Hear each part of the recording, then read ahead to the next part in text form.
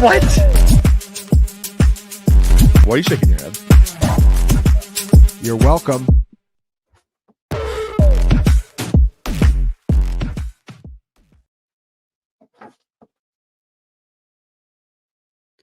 Welcome to the CFF All Access live stream. We're excited to be here tonight. Got my boy Froton coming in at just the last minute from his amazing trip to Las Vegas to see the USC LSU game. And then we are joined by Mr. JD Yankee for the first time. He has joined Fantasy Points writing about DFS and our best bets column as well with Froton. And so super excited to have him on. JD, how are you doing, man? I'm doing fantastic. College football's back. This is the best time of the year. The weather's cooling a little bit. The colors are coming out. And there's college football to watch and talk about nonstop. So couldn't be better. Oh, yeah. And, you know, I think the chat in the Discord for Fantasy Points just went absolutely nuclear when they found out that you were back writing for us. And so, man, super pumped to have you back. Excited to have you on here regularly on Monday nights, joining Froton and I. And I'm not usually the one driving this ship, so I'm going to hand it over to Froton. Dude, tell us about LSU, USC. You were on the sideline. Like, I saw people on Twitter, like, just going nuclear when they saw you on the sideline, like bumping into Miller Moss or whoever it was that was coming by you. So tell us about your experience, man. Yeah, I suppose with all the Miller Moss talk we had on this podcast for the summer, it was only fate. It was kismet that myself and Miller would meet there at LSU, USC. I did also have the pleasure of seeing him at the Elite 11. He was a very nice young man, and I did get to bump into Mrs. Moss as well on the way out. Believe it or not, where it was quite a gaggle getting out of this one portal out of Allegiant Stadium. It's literally like, you wouldn't believe it. It was like the Mos Eisley Cantina of the USC world, like landscape. You had the band, you had like the color guard, you had the families of the players coming out, you had the media coming out, and like it's this big funnel, right, into a small portal. And I find myself right next to Miller Moss's mom. And for some reason, she saw the insignia and she turns and looks at me and is like, do you know where the players and the families go and meet up after the game? And I just had a second where I just stood there dumbfounded, like, and I went into like, okay, snap out of it. Mrs. Moss, it's very nice to meet you. I believe you would go to the left in order to find that. Yeah, I went into full, like maitre d' mode. You know, Froton, like, let me show you, Mrs. Moss. Yes, of course. Your son, I met him at the Elite 11. Very nice young man. Yeah. So got to escort Miller Moss's mom to the players in the family section. Didn't expect that was going to happen. But yeah, I was out there on the field. It was an electric experience. Do you know, I got a little fun fact for you.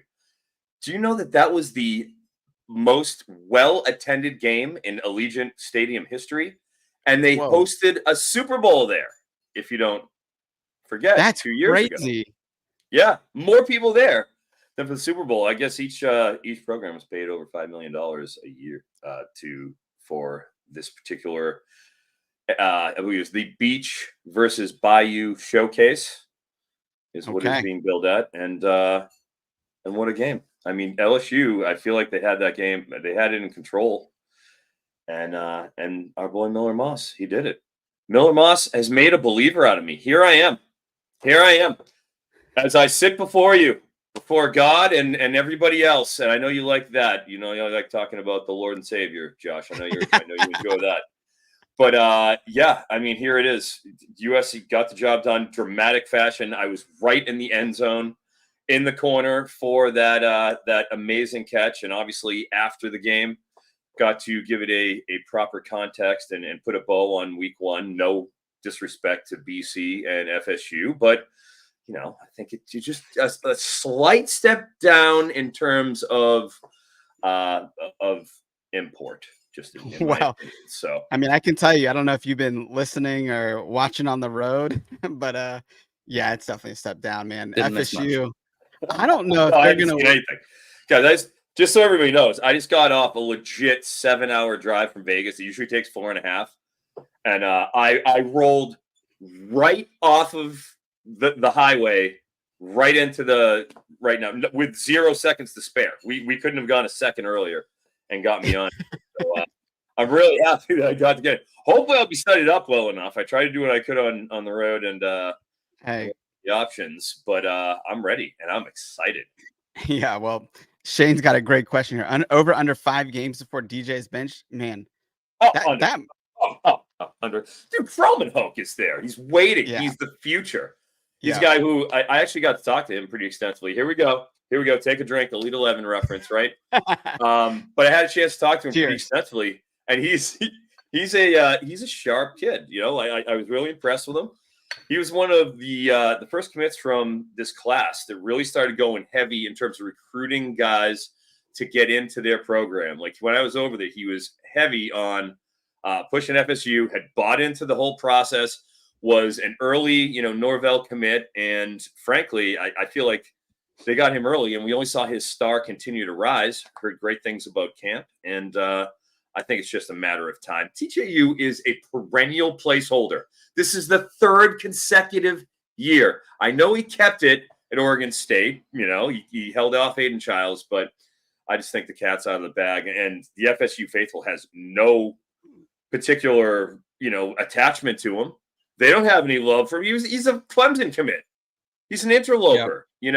They'll turn on him in a second. Yeah. Well, and Luke is a guy that we've been on for a while, and he's the type of guy, right? I think he's a former linebacker. I know former wide receiver, but pretty physical guy, right? So he's the type of dude, he's going to take a hit. He's going to get up. He might even put his shoulder down on somebody. He's the type of kid that I think other players will really rally around, right? As a guy that recruited a lot of kids to come in with him. I could see him coming in and really sparking something under that fan base and under, the other players as well. So we'll see what happens there. But man, it's, I'm not going to lie. It's for me, no offense to any FSU fans, but it's kind of nice when FSU and Florida are both having down years in the same year. So, that's you talking. I don't know if JD and I, can subscribe to that. Hey, let JD speak for himself. We don't want your smoke, Josh. There we go. Hey, you know what? It's probably a good time to go to break and go on to the next segment. Now it's time for a break. Let's do it. All right, like that pivot. So I wanted to start off this show really by talking about some different questions from this last week and really kind of player centric versus game centric focus, since this is a college fantasy football podcast. And so I have about 5 different questions or categories I want to go through. But the first is really one. I like, who is your stud of the week, right? The guy that impressed you the most this week in college football. Let JD take it. JD, go for it first. Yeah. Well, we're going to start with, stud of the week. What's your takeaways from week 1? You have to start over New Mexico. Obviously, it's at the forefront of everyone's mind. Okay, how are the Lobos going to look under Bronco Mendenhall? I'm not going to lie. The most impressed I was going, as far as my expectations going into a game and then watching a player, was Devin Dampier. I was absolutely blown away with Devin Dampier. I'm not kidding.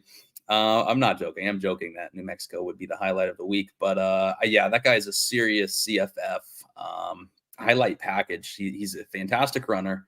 The volume's going to be good. He's chucking it downfield. He's got moxie. He keeps doing the fake pitch stuff. He's just playing with people, talking trash. So you can kind of see it, right? You're like, okay, is this guy actually any good? Or were the efficiency metrics in a small sample last year?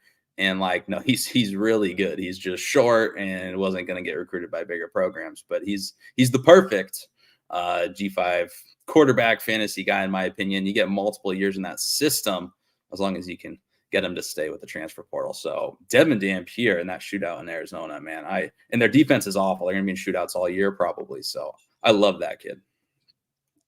Yeah, no doubt about that. No problem with that.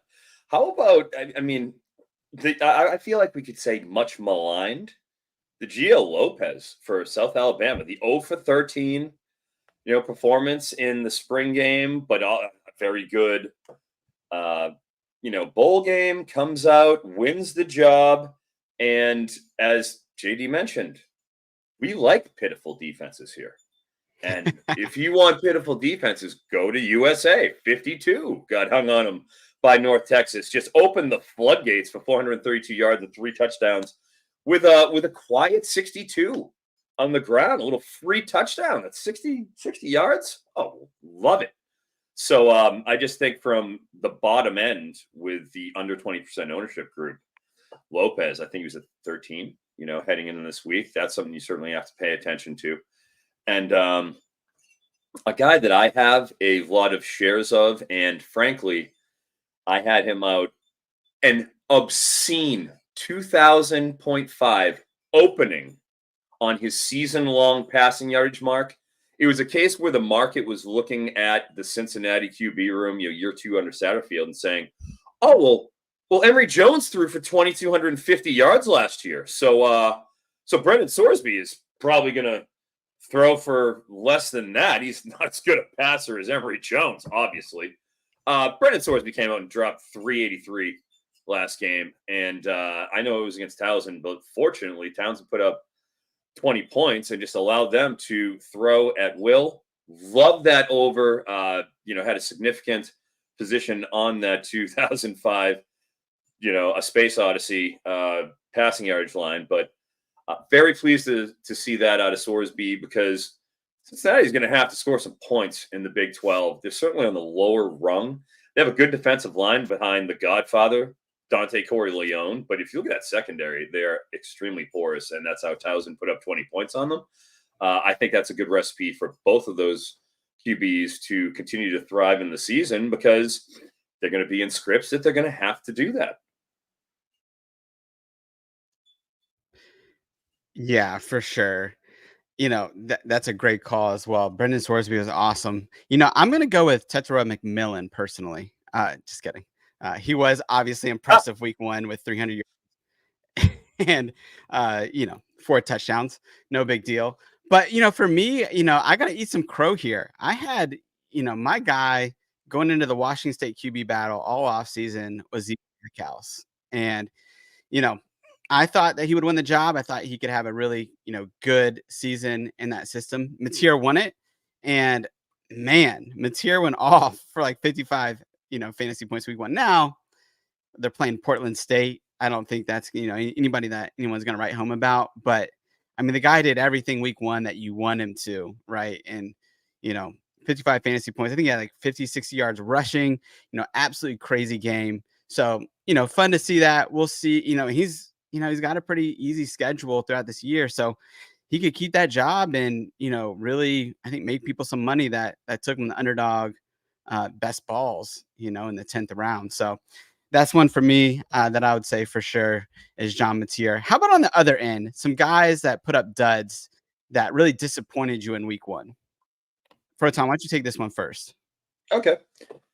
Well, we had a controversy in the NCAA draft last weekend.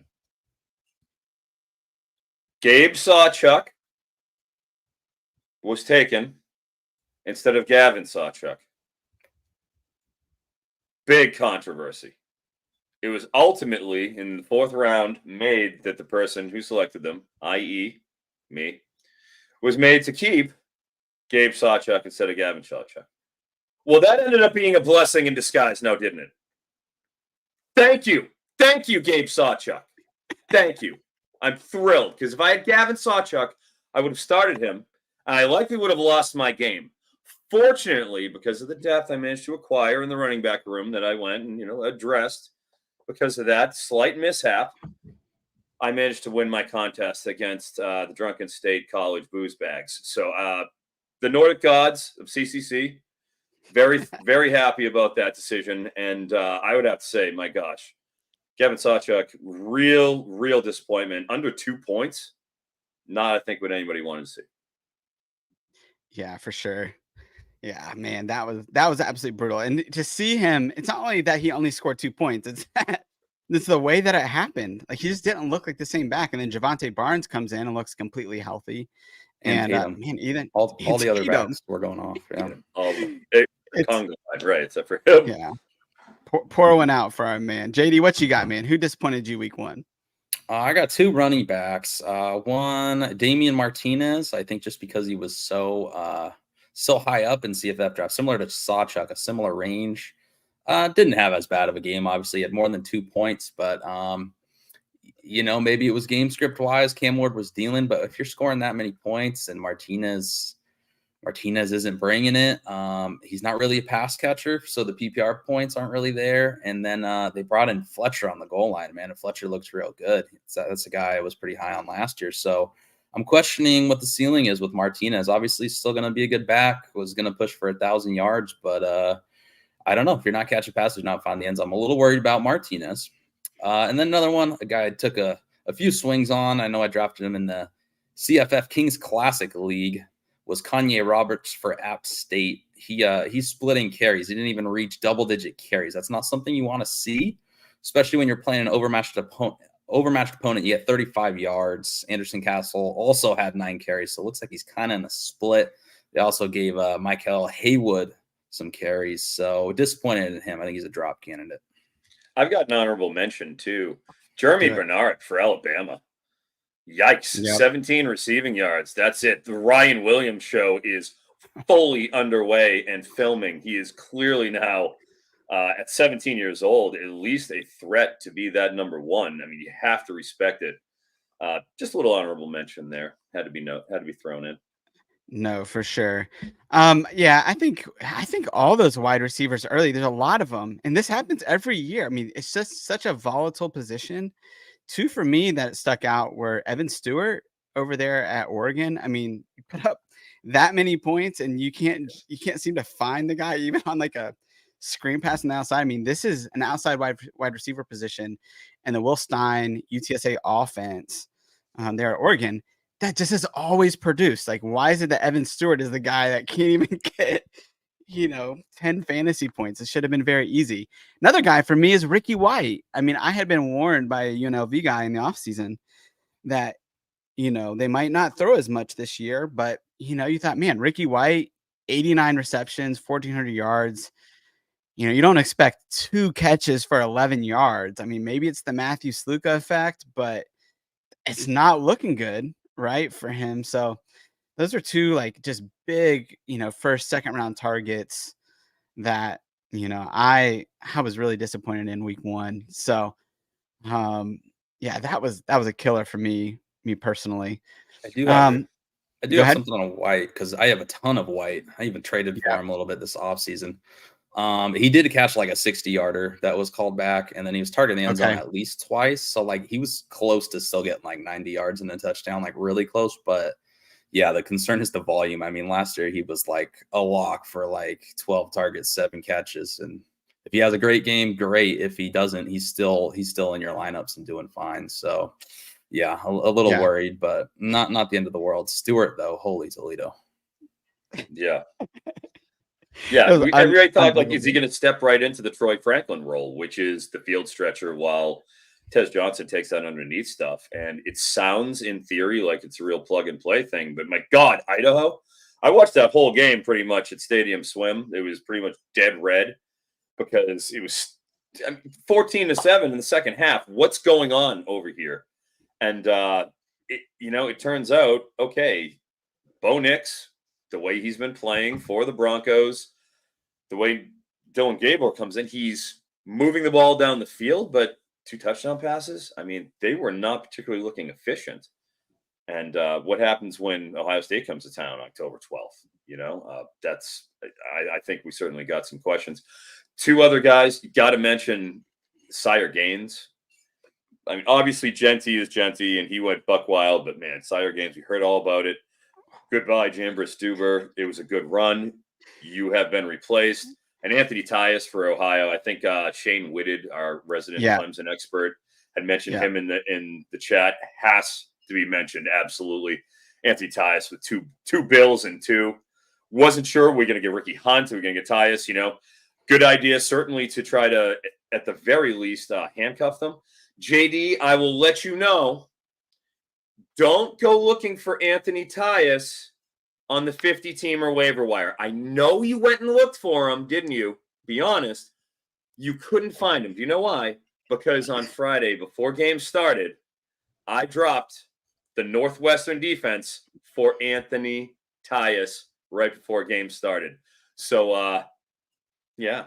So you got him. That's right. That's right, JD. I think he was Mr. Runner-up dropped. in the 50-teamer, Mr.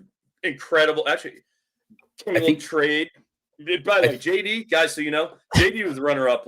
Like, he is a legitimate 50-teamer. He won it. Oh, you won it? Won it? God damn it, you won it? Yeah, don't disrespect. Tell me short. Cambridge won it. Freaking, my gosh, look at this show. You got the Cats has a title, right? Thor has a title. Wow, JD. Wow. I think Tyus was drafted and dropped because I was in the MAC draft and I had Tyus circled. So I think somebody drafted him and dropped him. Wow. I think Froton's saying did you just say you picked him up though? I picked him up literally on Friday. I can give you specifics if you want. I'm sure you don't. But I promise I picked him up on Friday right before, because I had two defenses. And I was like, what do I need? I got Indiana and Northwestern. Indiana's got 3 good, solid games I don't have to even think about. And I'll go and play the waiver wire on it. Like, give me Tyus just in case. He shouldn't be here. And maybe he ends up getting the bulk. And I need it because, man, the team I'm playing this week is just absolutely loaded. Somebody I forget his name. He did a great job. I'll talk about him later. But yeah, got lucky on that one. But still, I don't know if I'm in Yankee territory quite yet with my team. Well, it'll be interesting to see what happens in the backfield. I want to talk about Tyus more in the waiver wire pickup segment of this show. But I did have a question for you guys as West Coasters. With Damian Martinez, right? You talked about JD, him disappointing you, and Mark Fletcher getting the carries at the goal line. Now, I don't know if you guys remember this, but Oregon State, this happened to him all the time. Yep. Like, they would just run him, basically between the 20s and then take him out at the goal line, whether it was for like the linebacker quarterback that they had, or, even last year they did it to him all the time. So is there something about Damian Martinez at 230 that I just don't know, that he can't take a goal line carry? Like, what happens to this man that he always gets taken out on the goal line? Please fill me in, because it's happened to him the last 3 years. I wish I could tell you, brother. I wish I wish I have nothing. I mean, it's nice to see Fletcher come back and be, a factor, because obviously he ripped his knee last year, but he had so much fanfare. I mean, we were hoping he was going to be that RB1. But, coming out now, a redshirt freshman. Actually, I don't know if he'd have time, but nominal redshirt freshman coming out and looking great. And like you said, he had one particular run that, the contact balance was excellent. I mean, it's just squeak his way in. And I would think that that's a skill set that's extremely repeatable based on what we saw. Yeah. I do think scary. Yeah, that was hilarious. Jared up here. Turns out Damian Martinez is allergic to TDs. Rare medical condition, but it's legit. The thing with Martinez too, like, I thought he got hurt at the end of the first half because they didn't give him a carry in the third quarter. Now, whether that's because they were up by so much or what, but here's the deal. If that Miami offense is that good, they're not going to play him in like almost any third quarter this season. Like maybe the Louisville game, because like their schedule is absolutely brutal. Now that FSU, it just looks terrible, particularly against the run. So I don't know. I echo you guys in that, in that sentiment. I do want to ask you guys another. Go ahead. If we're going to talk Miami, I have to go to my collector's corner real quick. Okay, do it, man. I'm making this up. Boom. Here we go. That is a Cam Ward lava autograph. By the way, look at Cam Ward's autograph. Just a C and a W. I mean, we're not talking about a very extensive autograph here, folks. C.W. for Cam Ward. But the point is, great. It's an autograph. So these, right, last April, just going for like $20 a piece that you could smash these. After that performance, probably looking around the $150 range. If it dimes, you're probably looking at $250. Cam Ward is rocketing up the collector boards, just so we know. Collector's corner over. Thank you, Josh. Thank you. That's amazing. Yeah, man, that kid is earning money. Every second he's playing. That is a Bowman first auto my friend Leland. Very nicely done. Oh, you know my boy Leland. Oregon guy. Might see you at Oregon, Ohio State, my friend. Keep me posted if I go there. It's either going to be Oregon, Ohio State in Eugene. I'm dying. All right, 10-12, or it's going to be Penn State, USC if I want to stay closer to home. Also, keep in mind, I want you all to start getting mentally prepared. We saw what happened for USC LSU. Oh, we have another game coming up on the 28th of September where I have been trying to influence Mr. JD Yankee to drive down from Fresno. I have been sending care pack. I've been sending flowers to Mrs. Yankee. Whatever I need to do to get JD down here for Wisconsin USC Big Ten opener, all-time Big Ten opener for USC. Fingers crossed, folks. Dude, that sounds like a blast. Is there any chance, JD? Yeah, that would be awesome. I know USC will be ready for the Big Ten after what we saw with D'Anton Lynn and what we saw with the staff that Lincoln Riley got in there to coach his always talented roster up, and Miller Moss looking great. I don't know if Wisconsin will be ready for the Big Ten because they weren't ready for MAC play. They lost the yards per play battle to Western Michigan. So yeah, might be a triumphant entrance to the Big Ten for the Trojans. When you bring in TVD, you limit your yards per play for sure. Poor TVD 10.5 yards on the rushing over. Oh no. We're running RPOs now with TVD. Damn you, Phil Longo. Come on, man. You're gonna put out a stinker of an offense like that. You're gonna be they're just trying to do his greatest Sam Howell impression, killing me. All right, I got a couple more questions for you guys, but let's go to a quick break and then I want to get into some Fool's Gold. All right. Shane's asking, when am I coming to Clemson? 9/21 against NC State. Sideline bound. Actually, hey Shane, why don't you crawl in my DMs, buddy? Let's have a chat. Might need a photographer, awesome. Shane. Might need some help. Huh? Can you provide that? All right. I'll keep it. We'll keep it in the DM, Shane. That's amazing. You just made Shane's day. That's incredible. Probably made his year. Probably made his life, dude. I'm here to make dreams come true, guys. I took one of my best friends it was a lifelong LSU guy. Took him for my photographer, and he had the time of his life. And I'll have some shots coming from that. You guys will get to see. But get ready. If you're in the chat, if you're in my chat, and you're one of the crew, just know if I'm coming to your town, hit me up. You never know what can happen when Froton comes to town. You never know what kind of dreams can come true when Froton comes to town. Just remember that, boys. Only for my boys, though. Only for the chat. That's amazing. I love that. Froton is no fool's gold, my friend. But we do have some people this last week in fantasy. You love that transition. Well done. Yes, thank you. We do have some people this last week, though. Man, they had some huge weeks. But are those weeks actually repeatable in the future? So who are the guys this week that, big weeks, but you don't think they're going to repeat it again this year, or at least again this next week? JD, you got anybody? Not a ton. Kind of going through the leaderboard, like a lot of these guys I'm kind of buying. Like I'd rather take my shot on the waiver wire on these guys and find out later. Like you go through the wide receivers that had big weeks, like some of them are 15 targets, 14 targets. Your Nick Nash's, 16 targets? Yeah. Damon Ward, right? And then DT Sheffield was even at 10 targets. So I'm actually kind of liking what I'm seeing there. One guy who, I'm kind of high on his talent. I think he could have a solid year. He might be worth a roster spot, but I think Ty Felton's just kind of a guy who's going to catch some helium. He did have a good game, good player, but I'm not really sure Billy Edwards is the best quarterback, and he's not going to play UConn every week. He's going to be playing in the Big Ten. So that was one guy that kind of stood out as probably going to be a little overvalued. Yeah, for sure. I'm going to go with Wake Up Jake Retzlaff. That's a reference to a famous band song. I love the band and Bob Dylan.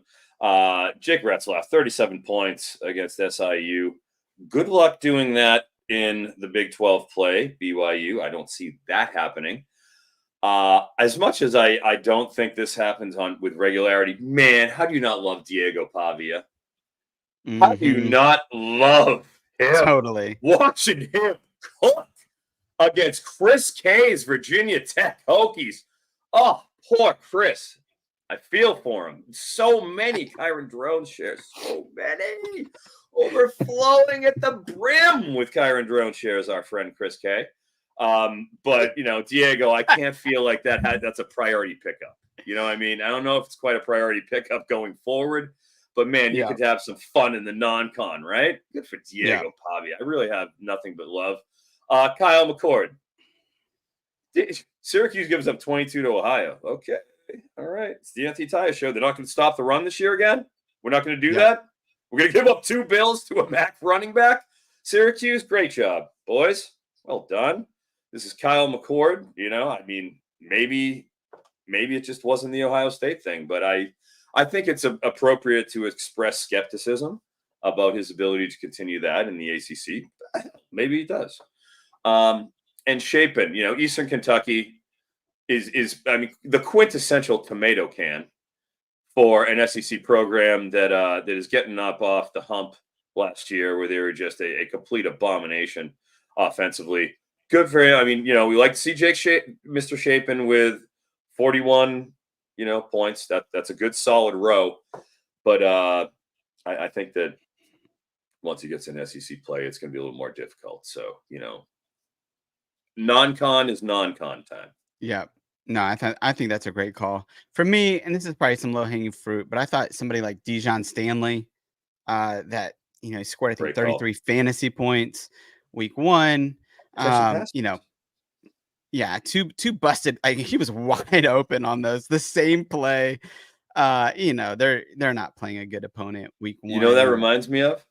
Sione Vaki last year. It's exactly what he did. He came in that reserve type pass catching role, caught a few, and then was put back out to pasture, relatively thereafter. It's skepticism. Absolutely. Yeah, totally. And, even, Kyle, Whittingham came out today and was like, hey, he's not ready to be a full-time running back for us. And so, I think if the coach is saying to pump the brakes, we should all pump the brakes. He's going to play a role for sure, but probably not ready, even in pass protection, things like that.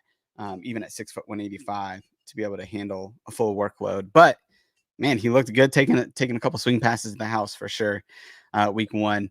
Hey, I'm going to skip one of our questions, but I do want to get to our last one. Do you guys have any hot takes coming out of week 1 that you feel like are going to carry on to the rest of the season? Yeah. You start, JD. I got to think. Terrion Stewart, Bowling Green, a running back. Yeah. He's going to run for 20 touchdowns and over 1,000 yards. 20 touchdowns, 1,000 yards. How many does he have this next week against Penn State? Probably 0, but he got 3 week 1, so he's already made up for it. He's averaging 1.5. I think he's the best player in the conference. I don't know what he's like. He hasn't been healthy, so people haven't seen him, but his metrics are insane. And then so I'm like, I gotta watch this guy more. He can't be that good like his metrics say. And then I watched him against Georgia Tech last year. I'm like, oh my God, he's better than the metrics. And forced 11 missed tackles in week 1 and had over 9 yards after contact per attempt, and is just stiff arming people into oblivion. So he's going to go absolutely wild in MAC play if he finally stays healthy this year. He's 23 years old or something. So he should rumble on. And I know Bowling Green hasn't had a 1,000-yard rusher since 2016. It's something awful. So I think they're going to get back with a vengeance. And Teron Keith is gone. So you really have a backfield to himself. I think is it Jason Patterson or Jason Patterson? Maybe he's the other guy there, but nobody that's going to compete with him for touches. So him and Fanta are going to be that offense. I think that's a great call. Froton, you got anything on this one? Oblada, Desmond, and Marnie Jones. No. Desmond Reed. What more do you want? Rodney Hammond was the guy that were just like, is this guy really going to be it again? Are we going to see the Rodney Hammond show again? We're going to milk toast our way through another Pitt season? No. They stopped messing around. They said enough of that terrible. And once you had Jerkovic, we knew it was over. Once you're going to start Phil Jerkovic, it's night time. But just that carousel they had last year. They bring in one of the tippity top offensive minds from the FCS level, and look at what we get here. I know.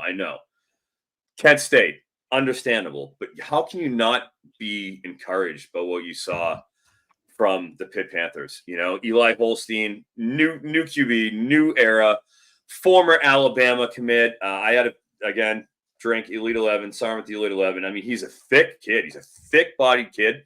I don't think he's particularly mobile or anything, but he showed that he can distribute the ball. 2 receivers had pretty impactful fantasy lines out there. More than 2. You could go up and down the line. Pretty excited about the Pitt offense, and I think how this could translate. Even if they slow down in ACC play, Desmond Reed is a priority pickup. Yeah, and Desmond, he's a superstar. He's a superstar. Like, that guy is absolutely insane. They kept saying on the broadcast, and I agreed with them, because if you're trying to pick up Reed, if you're in the Dynasty League with me, he's probably not on the waiver wire. I probably have him. But I love Reed. They kept saying on the broadcast he probably would have won the Walter Payton Award last year if he would have stayed healthy. The guy was averaging probably would have been 30 fantasy points a game. And in game scripts where they're losing, he's going to catch 8 passes. That's what the OC did last year, same OC. So I love it. Agreed, 100%. Yeah, for sure. No, I mean, Desmond Reed, yeah, going to catch passes, like you said. ACC play, I'm not worried about ACC play at this point. We've seen enough of the ACC play, and I think Desmond Reed will be quite fine. They're comparing him. I saw some local beat writers comparing him to Deion Lewis, which I thought was a good comparison, right? Deion Lewis is bigger, 20 pounds bigger or so, but I could see them as far as their style of play, things like that. For Pitt, that's high praise. Absolutely high praise. Of course.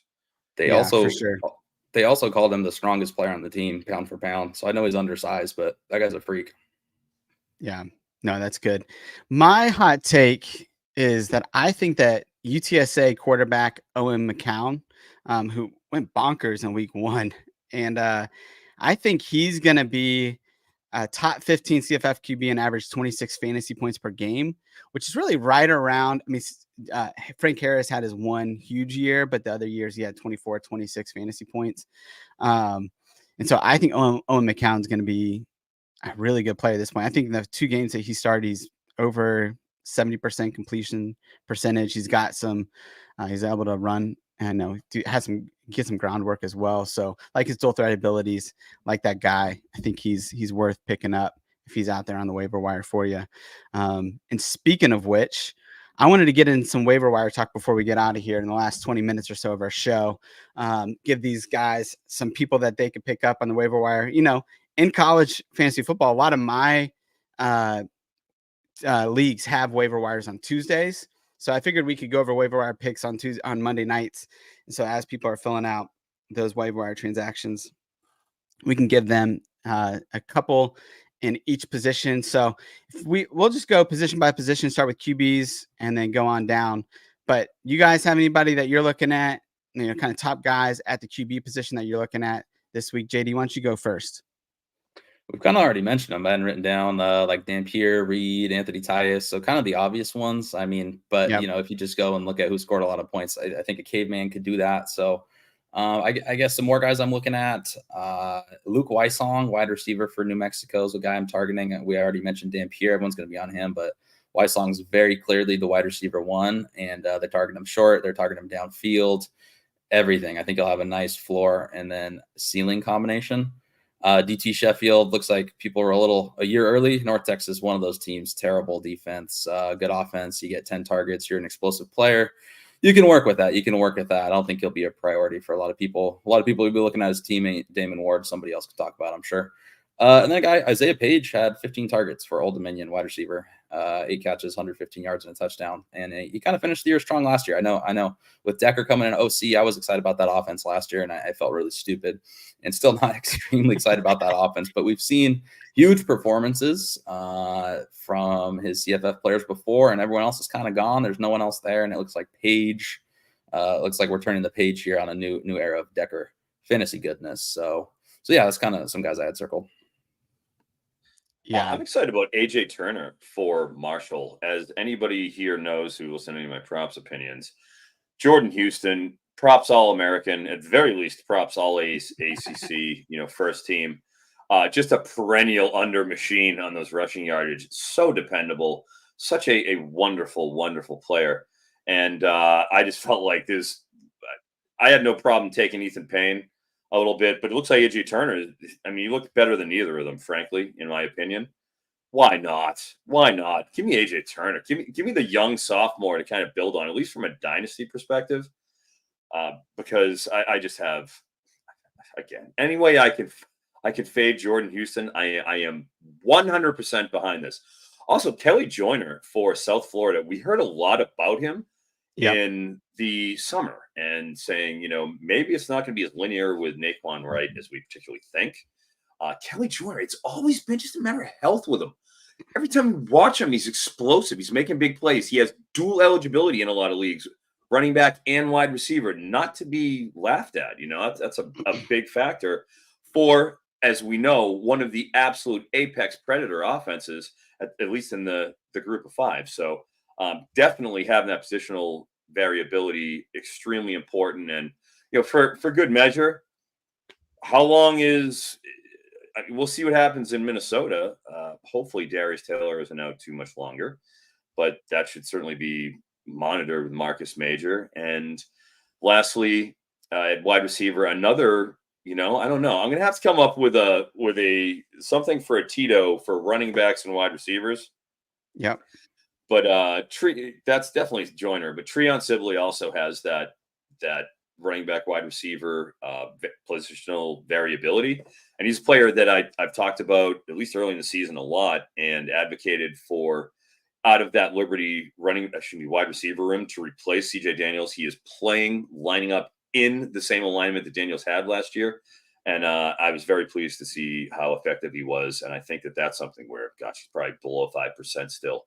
You could get a pretty good deal out of that for just a dominant offense. It's going to run roughshod through the COSA.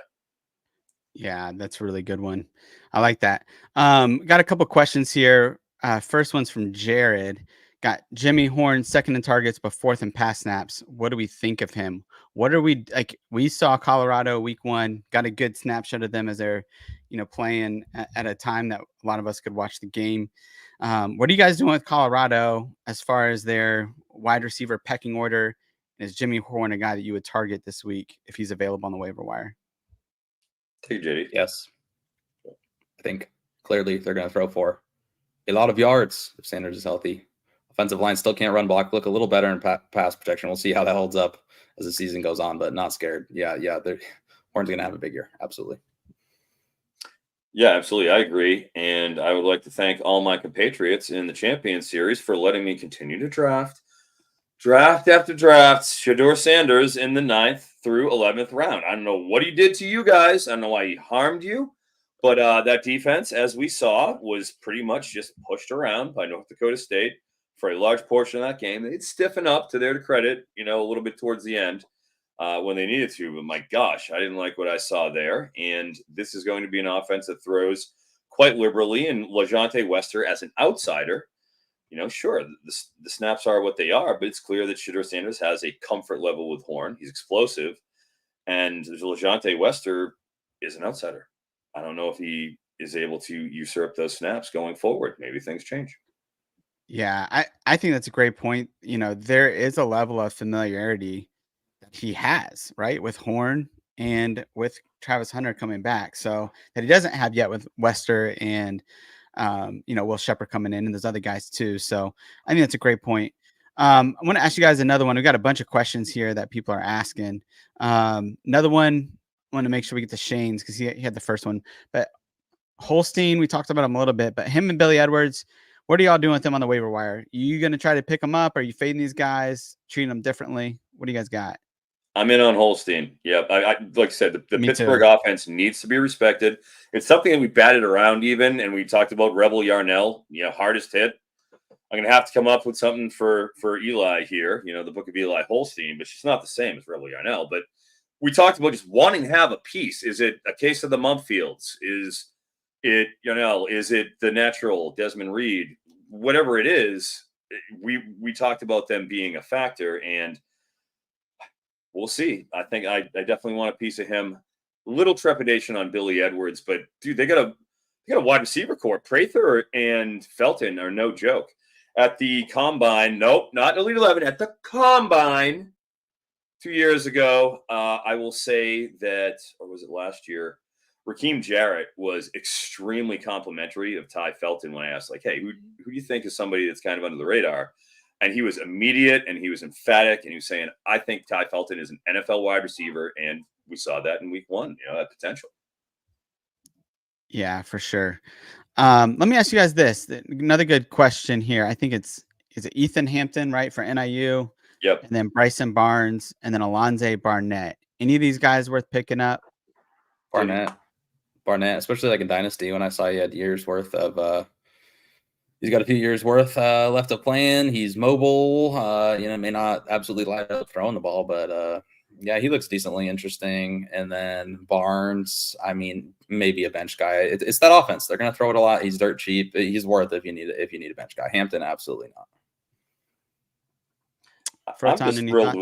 I'm just really happy about DJ Uiagalelei and his 11 for 27 for 130 yards so far. I just hope that they do the right thing and pull him before he hits that 230.5 passing yardage mark. I'm hoping we get one more TD out of BC here to make it 28-6 and just really put the emphasis to how poor this 10 carries, 25 yards. What is going on right now? It is a biblical collapse we're watching. I'm sorry, a little excited here. I'm still sore from Rocky Lombardi, my doppelganger, my twin brother from another mother, my long lost son, should I say? What am I talking about? He's younger than me. I'm a little sore about missing him, so I need to see a little bit more on Hampton. Especially given the nature of the MAC and how slow we've seen the pace of play, and the defense-oriented play we've seen, at least in the last year. But hey, there's optimism. So yeah, I think I'm gonna go with JD. I get scared when JD and I agree. I like to go against him usually, but man, he's right. When he's right, he's right. And he's the 50-teamer champ. He's a 50-teamer champ. What can I say? That's awesome. Yeah, I think Barnes. The interesting thing about Barnes is that he had was it 1 or 2 touchdowns? He had like a 60-yard run. I mean, if he is using his legs at all in the Mountain West, then he is a guy that can give a little bit more value than you typically get from the Utah State quarterback. Spencer Petras got hurt. He came back in a walking boot in the second half. So we don't even maybe when Petras comes back, it's his job anyways. So there is some inherent risk. Like Barnes was not the starter from the beginning. So, but go ahead. I was going to say, was that Petras who threw the highlight interception, or was that Barnes? Do you guys know? You saw that crazy highlight interception? I don't know. I think it was Petras, but I'm not sure. I think it was too, because I know he had 2 picks on the day. I was going to say, if that's it and he's out in a walking boot and like his one highlight of the season is an interception, it would just be so perfect. Classic. Yeah. Got a couple more here. Oh man. Okay. One real quick. This is trolling my boy Lex, Tomsy-topia in our Discord chat, but DJ Lagway, sorry, not DJ Lagway, Kenny Johnson from Pitt. Dude went off in week 1. He's like 0.88% owned on DraftKings. And he went off in that first game. So any thoughts on Kenny Johnson? It was him and Munfield that basically led that team with a few other guys sprinkled in. But is Kenny Johnson a guy that you guys would take a risk on this week? Or are you kind of waiting and seeing for another week? At a minimum, he's a monitor. Yeah. I think he would be the guy. I think the other pick guys I have to monitor. I will say Munfield dropped the wide open touchdown, so he could have had 2, but I think Johnson's better. To me, he looked the best, and he also was banged up. I think he missed a few drives, and he still had the most productive day. He was targeting the red zone. He's the bigger guy, he's downfield guy. The way that the coaching staff has talked about on the rest of the team is like, to me, he in my opinion, I have the highest ceiling, but is he going to be a weaker guy in CFF the way they spread it out? I'm not sure, but for him, that's the guy we'll go after on Pitt, especially in Dynasty. I think he's a priority. Yeah, and that's the thing. How deep is your roster that you're going to be fishing from? If you're in a Dynasty 40-man pool, you probably already have a couple guys that you're looking at after week 1 who might have pulled zeros, and you're saying, well, I would rather have Kenny Johnson on my roster right now, who could come in and be potentially a monthly-year contributor and every week starter if this pops with Pitt. And there's reason to think that there's optimism there. If not this year, perhaps there's some growing pains and they go and they hit their stride in year 2. I mean, just it all lines up pretty nicely. Yeah. Man, I'm loving this segment. We have so many questions in the chat. People are loving asking these waiver wire Chat's rolling tonight. I know. I love it. So real quick, Desmond Reed. Also, we talked about that. We all love Desmond Reed. Yes. Pick him up if he's available, Shane, Yes, for sir. sure. Okay. Yes. Shane. Dan Brown, DJ Lagway over Mertz rest of the season, please. I mean, is DJ Lagway in redraft CFF a guy that you would take a shot on this week, knowing, he might start, this next week, considering Mertz might not play. He got starter snaps today. Lagway did in practice, but even knowing that Mertz is probably on the bubble at this point, like, would you take a shot on a guy like Lagway that can make a difference a few weeks down the road, or is that just too risky at this point? I have a hard time with Graham Mertz at the very least. I mean, look what we got here. Look what we just saw to Miami. Billy Napier was hanging on a string entering the season. It wasn't particularly a secret. He has to perform. They have the toughest schedule in the country. Comes out and just gets blitzed by Miami. A team that equals or more. You're supposed to be able to handle that in the SEC. Just an unmitigated disaster. DJ Lagway is the future, and you don't want to run him off. No offense to Mertz. Yep. He's yesterday's newspaper we're reading, and DJ Lagway is, and constantly updating and refreshing digital, web page. It's just two completely different situations. And the last thing in the world that anybody from Florida wants to see, and we personally assure you of that, I wouldn't, is to see DJ Lagway head out of town because of the way that he's handled by Napier, So that has to be the priority here for Florida. Obviously, they want to win games here, but I wouldn't be waiting too long to be bringing in the hook with Mertz, and that's even if he's healthy, as you mentioned. Yeah, for sure. Let me ask you guys another question here. This is for maybe a fab budget question. Lots of leagues are going to free agent auction budget, and so you have a certain amount of money that you can spend. What percentage would you spend on a guy like Jack Besh this week, considering he's got the infamous Tito title that Froton has coined himself, and he just went off week 1? Would you, if you have a need for a tight end, are you blowing a bunch of budget on Jack Besh, or do you think is he more of like what we talked about before, like a fool's gold week 1? He's not going to produce like that again. What are you guys doing with Jack Besh this week? I'm keeping him on my roster and not dropping him because I own him pretty much everywhere. I think the fool's gold comment, I think he's going to be good. He's the wide receiver 2 on a high volume offense. I mean, I don't have to rehash it pretty much. But when I drafted, I didn't think he was going to play that much. I thought he was definitely going to be in the wide receiver rotation. I don't think I'd blow a huge percentage because he's still a tight end. He's not going to go for 100 yards and a touchdown every single week. He's going to be pretty dang solid, and it's going to be a very good tight end. But no, if you're blowing half your budget on a tight end, I don't think that's good business. But that's just my 2 cents. Yeah, I mean, if you have a gaping hole at tight end, that's something you certainly want to address. I mean, as Yonke said, it's not like you're going to go out there and live La Vida Loca because of Jack Besh. But like you said, I would think you'd probably have a couple of pretty good tight end options on your roster because they are it's good deep positions, not something that people tend to stock 5, 6, 7 guys that are tight ends on their roster. You're usually looking at 3, tops 4. So there's always room at that back end, even though he's a little bit long in the tooth, for somebody who, if he's continuing to be this explosive, you want to go and toss him at the back end. Your roster, I could see the justification, but yeah, with reason and a measured bid. Yeah, I love that. Hey, let's take one more break, and then I got a few more players. We got a few more questions here to get into, and then we'll wrap things up. All right. I want to ask this from Kevin, and then I have a player I want to ask you guys about, here in a second. But thoughts on Wayshawn Parker? This comes from Kevin Parker. So I don't know if this is he's related to Wayshawn. So be very careful how you tread with how you answer this next question. But Wayshawn Parker at Washington State, is he a wait and see guy, or is he a guy that you're going to try to go after this week on the waiver wire? What are you doing with him? Well, I'm a little cautioned that they played Portland State, who is in the Big Sky, a true also ran program, hung 70 on them. So from a fantasy perspective, you do want to exercise a little bit of caution playing them against anybody with a particularly stout defense. But hey, we've been very, very interested in what happens in Washington State all offseason. Be it the QB battle. A lot of the talk really has been surrounding both QB battle and the wide receiver group.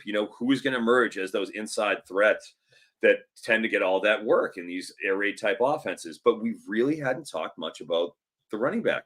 And the it was the Schrodinger's cat, Schlesinger, I forget a German name, forget that fella, who was kind of the nominal RB1. It just seemed like in the preseason books, I know Steele, Athlon, those guys had it. But I didn't really have much of a beat on what was going on in there. I think we do now. And at the very least, again, situation to monitor. They have an incredible schedule. This is a team that didn't really lose that many transfers from a Power 5 roster, go down and play a Mountain West schedule, and they're going to be able to smoke some teams. So, look, I want any team that's scoring 35 or more points, you want to be involved in how they are putting those points on the board. And if Wayshawn Parker has established himself as he very well may, as that RB1, he's going to get opportunity. He's going to catch passes. He's going to be an asset in PPR leagues. He's going to get 30-plus receptions, and that's a recipe for sleeper value. Yeah, that's really good. Yankee, you got anything to add? I would monitor them. I mean, they could still give a lot of guys carries, so do it against someone other than Portland State and prove that you're going to get more than 10 touches a game. But yeah, intriguing. I agree with everything Fredon said. That offense is extremely intriguing. Yeah, I agree. Hey, I want to talk about, there's one player that just stuck out to me this week, and partially he stuck out to me because I just didn't realize what OC had come into Ohio to the Bobcats. And it's not Anthony Tyus. It was Coleman Owen this week. I don't know if you saw him inside wide receiver slot, went off, had 14 targets, I think 10 catches for, I don't even remember, 127 yards, something like that. But he had a really good week one. And I started looking, into him a little bit and into their OC. And I did not realize that Brian Smith had become the OC of Ohio. And I don't know if you guys know Brian Smith, but he was the OC with Nick Rolovich when Nick was at Hawaii and when Nick was at Washington State. And so we know what guys like John Ursua, Cedric Bird, what they did in this type of run and shoot offense where this inside wide receivers just ate. And Coleman Owen actually came in from Northern Arizona, transferred in this year to Ohio. And he was, pretty all conference player at the FCS level. Comes in and he's a captain on the team, and he comes in and he dominates the targets week one in that Ohio offense with the run and shoot. I think he's 1%. I think he's not owned at all. Are you guys? I haven't heard doing it. Yeah. He's a guy that I'm man, I am definitely picking him up this week just because I'm man, inside wide receiver. I don't know, it's year one of a new run and shoot, but it's a lot of the same principles that they ran with Cole McDonald. I was watching this this does not look like a Curtis Rourke type offense. I'm what happened to Ohio, which is why I started looking into it and finding out this is actually pretty much the run and shoot RPO style offense that they're running there. But any thoughts on Coleman Owen, or is this everything I'm saying? You guys already know all this, and I'm just saying something new. Any takes? Go for it, I did not, so I thought that was a great point. I think what I'm likely to do early on in the season, honestly, I'm just going to sort by targets and see who got a lot of targets, because there's always handfuls of these guys from the smaller schools, from the G5 schools, that just kind of pop up out of nowhere because you try to do your homework, but the reporting's not really out there.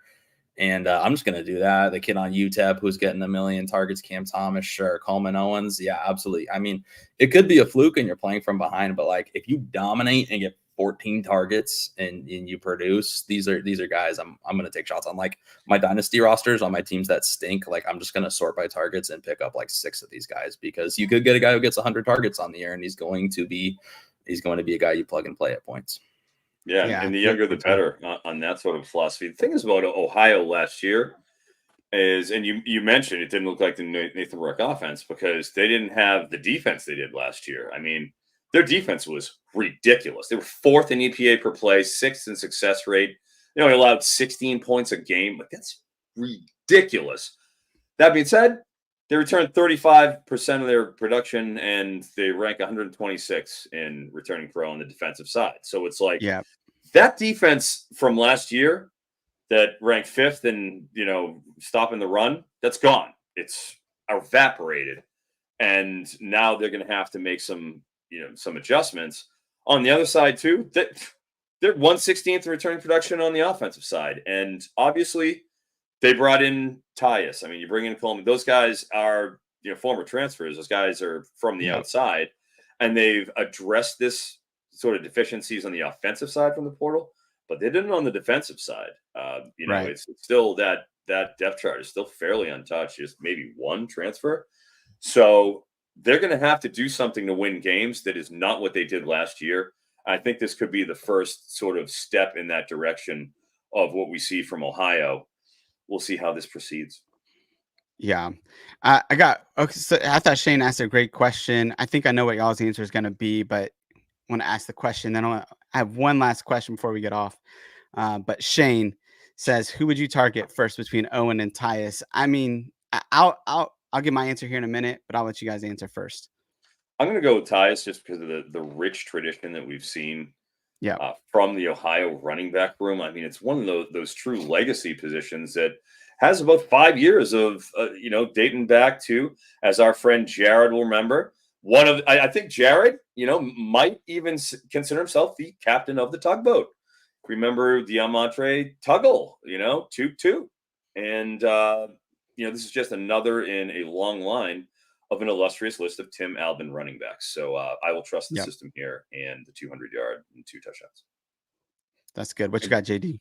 I guess I'll give a different take, just kind of the way I do business. And I do think in a vacuum, I think everyone probably is going with Tyus. I agree with that, but just kind of the way I do business, like what do I think the fab bids are going to be if it's fab? Like, I just think Owens is probably going to go for less than a guy who ran for 200 yards. So like, in my opinion, that's a guy I would port. It doesn't necessarily mean I'm giving more fab, but it's more so like, okay, I want this guy more sort of thing. Or like, I think my odds of getting him are better. And he got, if that makes any sense. So makes a ton of sense. I would Absolutely. more so try to find the right bid on Owen, because Tyus, cost of acquisition for the cost of acquisition, he's a better bargain. Yep, gotcha. I don't think Owen. Many people are going to be on him again. Like, this is what makes CFF so great.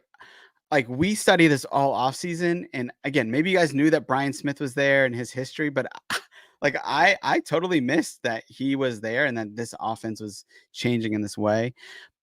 One thing with Tyus that I would caution a little bit, and this is just devil's advocate, Ricky Hunt got like the first 6 carries of the game, and then Tyus just got hot and went off. And what Albin said after the game was that, hey, they're going to ride the hot hand each week. Now, it's got to be Tyus, right, that gets the first shot at this for the next few weeks, but like, just that comment out there, don't know if it happens in that way, but Ricky Hunt did start the game. And, and didn't look terrible. Tyus just looked phenomenal. And maybe that's just all the difference in the world. Any takes on that or anything? Yeah. Okay. All right. Let me ask this last question because it's from our boy. First off, no, we don't answer. Bainbridge has to come on the show to get his answer question. How dare he go and play hooky? He leaves us, abandons us for Bruno. Okay. Okay. Here's the deal. Mike Bainbridge is a 2-time winner of this, right? All I'm going to say is I definitely think JD or Frotonka win it, but they're like, unless somebody passed me up tonight or yesterday, I had the most points I think in week 1. Oh. So I think I hit the 200-point barrier. I don't know if anybody else hit that or not, but I am the guy with the highest winning percentage ever in that league to not win it. And so maybe my time is just now. We'll have to see. Could be. I know.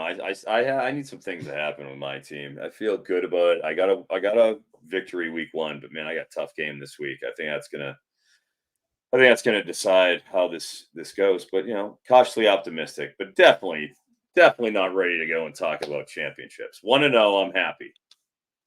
Look, you guys have a much better shot than me. I was just excited to have a good week 1. Week 1, though, honestly, I mean, it can mean a lot, but man, there's a lot of mismatches in week 1. So who knows what happens? Hopefully things even out over time. Man, JD, this was an awesome first show. Thank you for joining us. I'm excited to have you on this year. I loved being able to answer all of these waiver wire questions. You and Froton just brought just rich content. And so thank you guys for tonight. You guys have anything you guys want to promote this week or anything you guys got going on you want to direct people towards? Oh man, I just want to say I'm glad to be back with the Fantasy Points team. It's lovely being on. Josh, you're the man. You know you're the man. I don't got to pump you up anymore. Just kidding. Love you. And then Froton, it's great to be working with Froton, longtime friend, compatriot, pal, to be on the same team. Fellow Awesome. Californian. So yes, glad to be here. September 28th, right? So I'm thinking about it. Happen. Love it. And for Shane, September 21st, brother. Let's get at me.